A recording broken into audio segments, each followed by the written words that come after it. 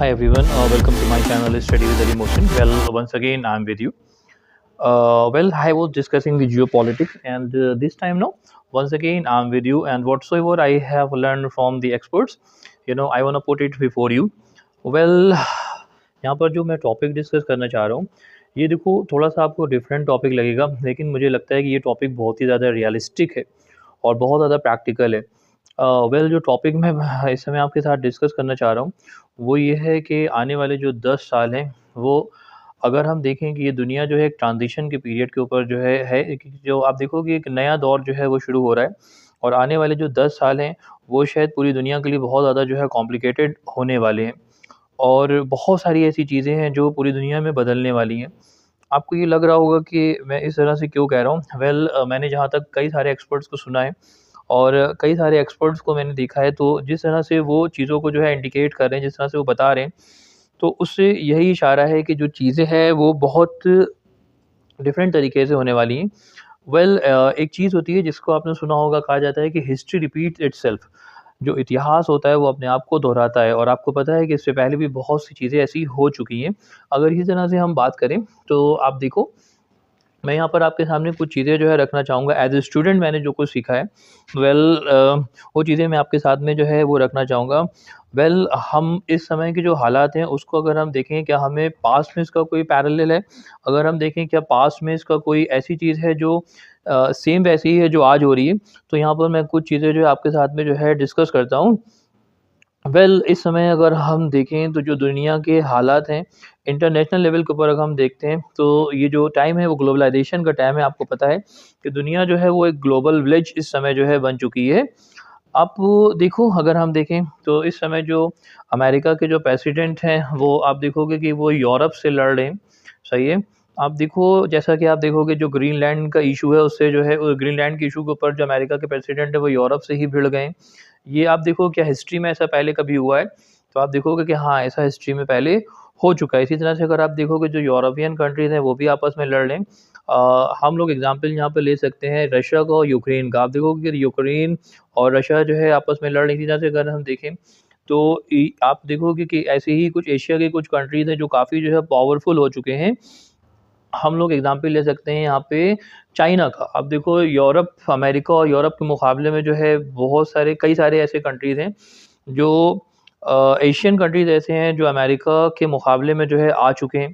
इसी तरह से अगर हम और भी एग्ज़ाम्पल लें तो हमें ऐसे कई सारे जो है एग्ज़ाम्पल्स मिल जाएँगे, जो कि आप देखोगे कि जो हिस्ट्री के पैरेलल हैं, यानी कि हिस्ट्री में ऐसा ही पहले हो चुका है। अगर हम बात करें तो ये सब कब हुआ है, जैसे मैंने आपको क्या-क्या एग्ज़ाम्पल्स दिए, मैंने आपको एग्ज़ाम्पल दिया कि इस समय ग्रीनलैंड के ऊपर अमेरिका जो है वो यूरोप से जो है लड़ रहा है। इसी तरह से यूरोप से लड़ रहा है। यूक्रेन और रशिया का एग्ज़ाम्पल मैंने दिया। ठीक इसी तरह से मैंने कहा कि जो एशियन कंट्रीज़ हैं, कुछ एशियन कंट्रीज़ जो हैं वो बहुत ज़्यादा पावरफुल हो चुके हैं और अपनी पावर में वो अमेरिका अमेरिका और यूरोप को चैलेंज कर रहे हैं, जिसमें मैंने एग्ज़ाम्पल दिया आपको चाइना का। तो आप देखो, क्या हिस्ट्री में भी ऐसा ही कोई जो है पीरियड पहले गुज़र चुका है? तो हाँ, बिल्कुल गुज़र चुका है। आप देखो, ये वो पीरियड है जिसको हम कहते हैं बिटवीन 2 वर्ल्ड वॉर्स, यानी कि फर्स्ट वर्ल्ड वॉर और सेकंड वर्ल्ड वॉर के बीच का जो समय है, ये वो समय है। अगर हम देखें तो जो फर्स्ट वर्ल्ड वॉर हुई वो 1990 में फर्स्ट वर्ल्ड वॉर हुई और जो दूसरी वर्ल्ड वॉर थी वो 1945 में जो है हुई। इसके बीच में ऐसे ही कुछ इंसिडेंट्स हुए हैं जो हैरत अंगेज़ तरीके से अगर आप देखोगे, जो कुछ भी आज हो रहा है, ये इंसिडेंट भी सेम वैसे ही थे। लगभग हम देखें जो ठीक 100 साल के बाद ये वही रिपीट हो गए हैं। इसी वजह से एक आप देखो, जो पैंडेमिक आपने देखा था, कोरोना वायरस जो था, ये भी उसी में से एक था जो ठीक 100 साल के बाद जो है रिपीट हुआ है। तो अगर आप देखो, गॉड फॉरबिड जिस तरह से ये चल रहा है, अगर इसी तरह से जो है रेपिटेशन होता रहा और हिस्ट्री अपने आप को जो है दोहराती रही। मैंने आपको कौन-कौन से एग्ज़ाम्पल्स बताए? मैंने आपको बताया है कि यूरोप से लड़ रहा है। एशिया में कुछ कंट्रीज़ ऐसे पावरफुल हो गए हैं जो अमेरिका को चैलेंज कर रहे हैं। इसी तरह से मैंने आपको बताया है कि अमेरिका जो है वो यूरोप से लड़ रहा है। ये वो हालात हैं जो सारे के सारे सेम वैसे ही हालात हैं जैसे कि हिस्ट्री में बिटवीन 2 वर्ल्ड वॉर्स हुए थे, यानी कि 1919 और 1945 के बीच के जो हालात थे वो ठीक ऐसे ही थे। उस समय भी आप देखोगे एक ज़बरदस्त एक पैंडेमिक आई थी, एक ज़बरदस्त जो है महामारी आई थी, जिसके बाद आप देखोगे ठीक वही हालात जो है 19 आप देखोगे कि वही हालात जो है वो कोविड-19 जो आया वही हालात फिर से रिपीट हो गए। ठीक इसी तरह से अगर हम देखें तो 1929 में दुनिया का सबसे बड़ा ग्लोबल रिसेशन आया था। दुनिया का सबसे बड़ा रिसेशन आया था जिसे ग्रेट डिप्रेशन ऑफ 1929 कहा गया था। तो ठीक अगर इसी तरह से हिस्ट्री इसी के पैरेलल चलती है तो आप ये मान लो कि 1929 यानी कि 2029 हम लोग अभी 2026 में बैठे हैं, जनवरी के 2026 में बैठे हैं। तो मान लो कि 3 साल में एक बहुत बड़ा डिप्रेशन जो है वो आने वाला है, एक बहुत बड़ा रिसेशन, एक बहुत बड़ा संकट काल जो है वो आने वाला है। हो सकता है आपको मेरी बातें जो है ये एग्जैजरेशन लगें, लेकिन जिस तरह से दुनिया के हालात बन रहे हैं और जिस तरह से इंडिकेशंस हैं, जिस तरह से सर्कमस्टांसेस हैं, जो सर्कमस्टांसेस जो इशारा कर रहे हैं वो तो बिल्कुल ऐसे ही बताते हैं। आप देख सकते हो कि पूरी दुनिया में इस समय हालात कैसे हैं। तो इसको मुझे ज़्यादा डिस्कस नहीं करना है क्योंकि स्मार्टली आप इसका खुद ही से आप जो है एनालिसिस आप इसका कर सकते हो कि आज पूरी दुनिया जो है वो जंग के मुआयने पे बैठी हुई है आज पूरी दुनिया में जो है। और दूसरी चीज़ आप ये देखोगे अगर दुनिया में कुछ कंट्रीज़ नहीं भी लड़ रहे हैं तो उनको लड़ने के ऊपर उकसाया जा रहा है या ऐसे हालात बनाए जा रहे हैं कि वो उन पावर को एक्सेप्ट ना करें। जैसे प्रेज़ेंटली हम कुछ एग्ज़ाम्पल ले सकते हैं। जैसे आप देखोगे कि वेनेज़ुएला से अमेरिका के जो प्रेसिडेंट थे डोनाल्ड ट्रंप, वो वेनेज़ुएला के प्रेसिडेंट मदुरो को उठा के ले आए। इसी तरह से ग्रीनलैंड के ऊपर उन्होंने कह दिया है कि ग्रीनलैंड के ऊपर हम जो है राज करेंगे। ठीक इसी तरह से आप देखोगे तो आप दूसरे कंट्री पे आप देखोगे वो टैरिफ लगाते चले जा रहे हैं। अगर अगर हम अपनी ही कंट्री की बात करें इंडिया की, तो अगर ये रशिया से तेल ले रहे हैं तो उनके ऊपर 50% का टैरिफ पहले ही और 25% का और ज़्यादा लगाया जा रहा है।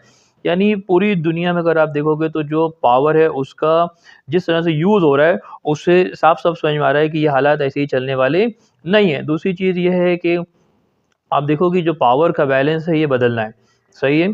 तो मैं तीसरी चीज़ जो आपको बता रहा था, मैं आपको बता रहा था कि 3 साल ही इसमें बचे हैं, यानी कि 1929 में बहुत बड़ा रिसेशन आया था जिसे हम कहते हैं डिप्रेशन ऑफ 1929, सही है?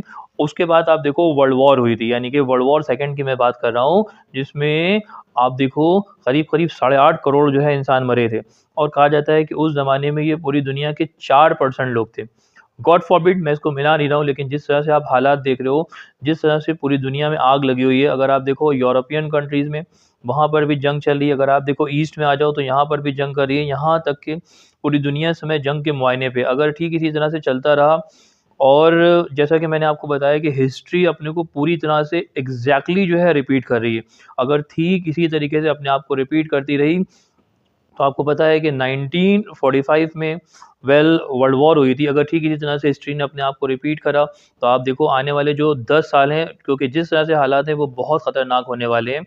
और अगर गॉड फ़ॉरबिड जिस तरह से उस ज़माने में 4% लोग जो थे, 4-5% लोग जो थे, वो उस ज़माने में जो है उस जंग में मरे थे, सेकंड वर्ल्ड वॉर में मरे थे। अगर इसी के पैरेलल होता है और 4% लोग जो है पूरी दुनिया में मरते हैं, तो इसका जो नंबर्स होगा वो लगभग 32 करोड़ होगा, यानी कि 320 मिलियन लोग। अगर हम देखें अनफॉर्चुनेटली एक्सपर्ट जो बता रहे हैं वो यही बता रहे हैं कि हालात जो है ठीक इसी तरह से इशारा कर रहे हैं। अगर हम देखें तो उस वक़्त जो थे न्यूक्लियर जो मटेरियल था वो इतना ज़्यादा नहीं था, केवल 2 ही बॉम्ब जो थे वो अमेरिका ने हिरोशिमा और नागासाकी जापान के 2 शहरों के ऊपर जो है 2 बॉम्ब गिराए थे।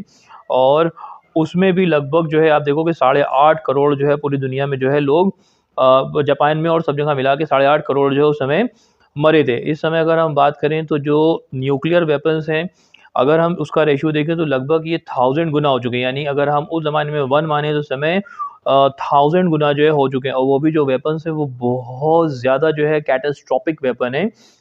बहुत ज़्यादा डिस्ट्रॉइंग जो है वेपन है, बहुत ज़्यादा मास डिस्ट्रक्शन वाले वेपन है। तो हम देख सकते हैं कि ये वो पीरियड है जो ट्रांज़िशन पीरियड है, पूरी दुनिया जो है बहुत तेज़ी से शिफ्ट कर रही है। दूसरी चीज़ ये है कि जो पावर्स का बैलेंस है वो शिफ्ट हो रहा है। आप देखो इस समय अगर हम देखें तो पूरी दुनिया में आपको पता है अगर हम बात करें इस समय अगर हम बात करें यूनाइटेड नेशन की, आपको पता है कि दुनिया के कुछ कंट्रीज़ ऐसे हैं कि जिनके पास जो है वीटो पावर है। सही है? उसमें से आप देख सकते हो कि उसमें अमेरिका है, रशिया है, चाइना है, इसके अलावा जो है आप देखोगे ब्रिटेन है और फ्रांस है। इसमें अगर आप देखोगे जो कंट्री जिनके पास वीटो पावर है, ये पावर में बराबर नहीं है। इसका एक बहुत बड़ा रीज़न ये है कि जो पावर में शिफ्ट होना ज़रूरी है। आप समझ सकते हो कि अगर कोई 2 कंट्रीज़ जो है पावर में बराबर नहीं है, लेकिन अगर उनको बराबर की एक पावर यूनाइटेड नेशन में मिली हुई है, तो उसका जो बैलेंस है वो होना बहुत ज़्यादा लाज़मी है। आप देख सकते हो कि अगर हम देखें तो चाइना एक तरफ चाइना है और एक तरफ ब्रिटेन है जो कहीं भी चाइना के सामने स्टैंड नहीं करता है। ठीक इसी तरह से अगर आप देखो एक तरफ फ्रांस है और एक तरफ अमेरिका, सही है।